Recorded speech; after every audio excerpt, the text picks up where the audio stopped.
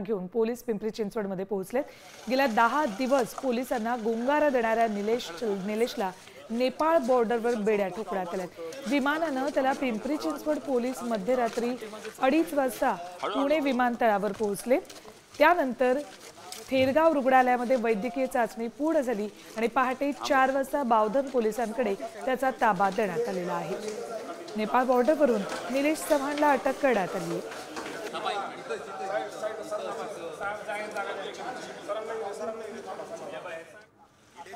निलेश चव्हाण हगवणे कुटुंबाचा निकटवर्ती आहे।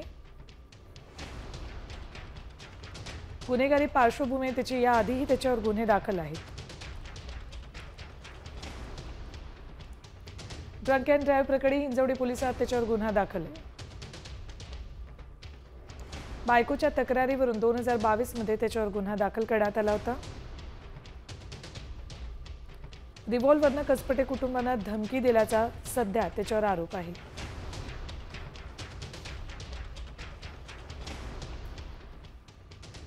थेट जाऊयात आमचे प्रतिनिधी सचिन जाधव यांच्याकडे। सचिन, नेपाळमधून अखेर निलेश चव्हाणच्या मुसक्या आवळल्या तरी त्याला इकडे महाराष्ट्रात पुण्यात आणण्यात आल्याचं कळतंय।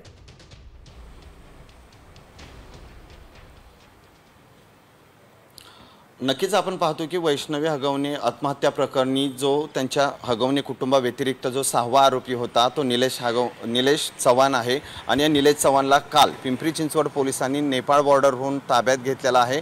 आपण पाहतो की निलेश चव्हाण जो आहे तो गुन्हेगारी पार्श्वभूमीचा असला तरीही या प्रकरणामध्ये त्याच्यावर वैष्णवी हगवणेच्या कुटुंबियांना रिव्हॉल्वरने धमकी देणे याचा आरोप आहे आणि त्या प्रकरणी खरं तर पिंपरी चिंचवड पोलीस आयुक्तालयातील बावधन पोलिसांनी काल रात्री उशिरा त्याला या ठिकाणी नेपाळहून आणलेला आहे। दुसरीकडे आपण पाहिलं तर याची पार्श्वभूमी खरं तर गुन्हेगारी असली तरीही या प्रकरणामध्ये हगवणे कुटुंबाव्यतिरिक्त 6वा जो आरोपी आहे तो निलेश चव्हाण आहे।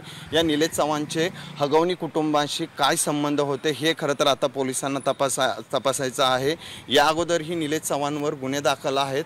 एकूणच आपण पाहिलं तर निलेश चव्हाण गेले 10 दिवसापासून फरार होता आणि पिंपरी चिंचवड पोलीस त्याला शोधत होते। महाराष्ट्रातील सर्व बातम्यांचे विश्वासार्ह व्यासपीठ